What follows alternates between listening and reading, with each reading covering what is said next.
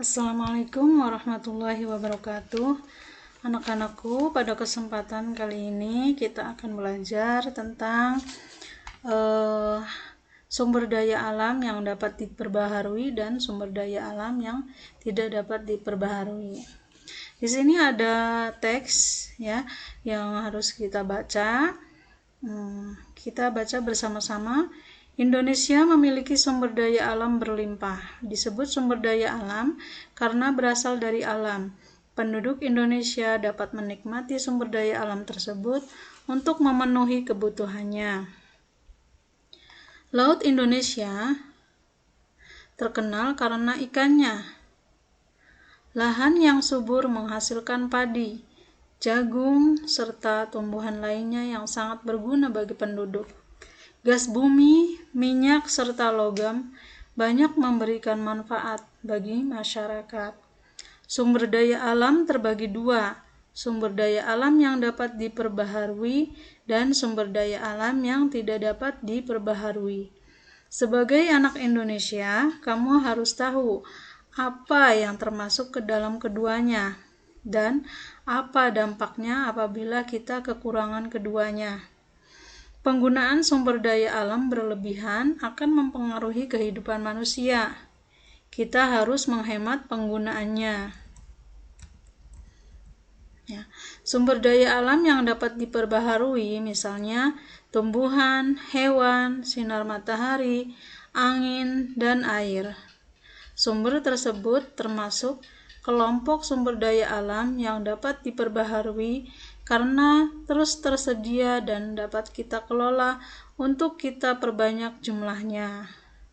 Jumlah sumber daya alam ini sangat berlimpah. Agar sumber daya alam ini tetap tersedia, kita harus menggunakannya dengan bijak dan melestarikannya. Sumber daya alam ini sangat penting untuk dijaga keberadaannya. Minyak bumi, emas, besi, dan berbagai tambang termasuk ke dalam kelompok sumber daya alam tidak dapat diperbaharui. Mengapa demikian? Karena jumlahnya sangat terbatas. Untuk menghasilkan minyak bumi diperlukan waktu yang sangat lama. Oleh sebab itu, kita harus hemat menggunakan sumber daya alam ini. Nah, setelah kita membaca teks ini, kita pelajari pertanyaan-pertanyaan di bawah ini. Ya. Setelah memahami sumber daya alam, jawablah pertanyaan berikut. Nomor 1. Berdasarkan teks, berikanlah masing-masing 3 contoh sumber daya alam yang dapat diperbaharui dan yang tidak dapat diperbaharui. Ayo coba. Kita coba ya menjawab sumber daya alam yang dapat diperbaharui berdasarkan teks. 3 contoh yaitu matahari, angin, dan air ya, seperti di sini.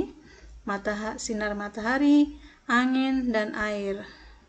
Masih ada banyak lagi tapi diminta cuma 3. Kemudian sumber daya alam yang tidak dapat diperbaharuinya adalah minyak bumi, emas, dan besi. Ya, cukup 3 dulu ya, karena yang diminta cuma 3. Kemudian nomor 2. Berilah 3 contoh lain di luar sumber daya alam yang dapat dan tidak dapat diperbaharui. Ya, di luar teks.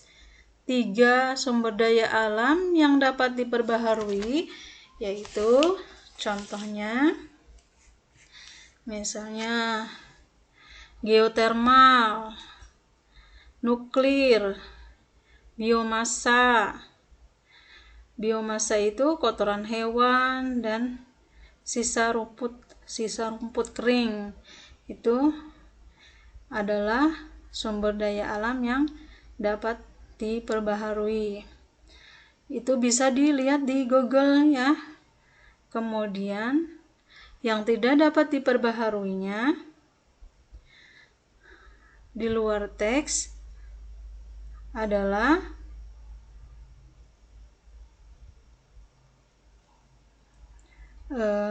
misalnya bensin, kemudian emas udah ya, misalnya bauksit, perak, dan lain-lain ya. 3. Nah, kurang lebih seperti itu ya. Sekarang nomor 3. Berikanlah contoh kegiatan ekonomi yang memanfaatkan kedua jenis sumber daya alam tersebut. Contoh kegiatan ekonomi yang memanfaatkan kedua jenis sumber daya alam. Contoh kegiatan ekonomi itu apa saja? Misalnya konsumsi, distribusi, dan produksi ya. Konsumsi seperti padi. Yang pertama padi. Padi dalam kegiatan ekonomi digunakan untuk dikonsumsi atau dimakan. Kemudian yang tidak dapat diperbaharuinya, contoh misalnya bensin, itu digunakan untuk sebagai alat untuk menjalankan transportasi, seperti misalnya mengantarkan orang dari satu tempat ke tempat yang lain ya, memindahkan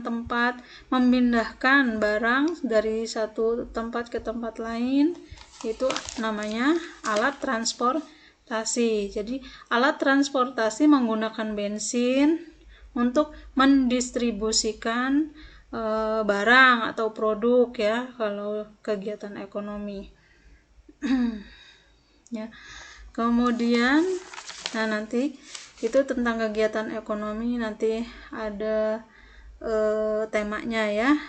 Nah, cukup sampai di sini nomor 3. Kemudian nomor 4, tulislah pendapatmu tentang kegiatan ekonomi tersebut.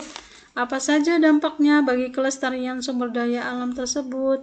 Apa yang harus dilakukan agar sumber daya alam tetap lestari? Nah, pendapat kamu tentang kegiatan ekonomi tersebut bagaimana? Apa saja dampaknya bagi kelestarian sumber daya alam tersebut? Misalnya, kegiatan ekonomi sangat membutuhkan sumber daya alam yang dapat diperbaharui dan tidak dapat diperbaharui. Contohnya apa? Padi. Agar tetap lestari, maka ya harus ada yang terus menanam padi. Ini dampak bagi kelestarian sumber daya alam ya. Apabila padi permintaan ya manusia semakin banyak, yang makannya bahan pokoknya adalah nasi, itu otomatis harus banyak orang yang menanam padi, harus banyak lahan untuk menanam padi ya.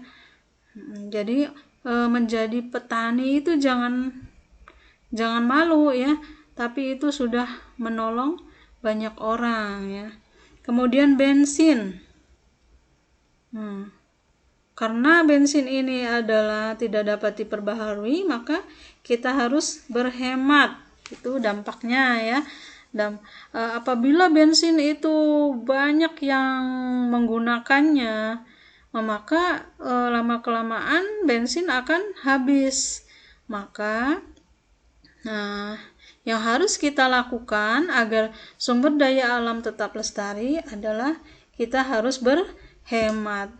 Dan kita sebagai generasi penerus bangsa ya, generasi muda, harus banyak belajar agar dapat menemukan atau membuat bahan bakar selain bensin untuk menjalankan alat transportasi agar kegiatan ekonomi dapat terus berlanjut ya. Sekian untuk video kali ini. Terima kasih.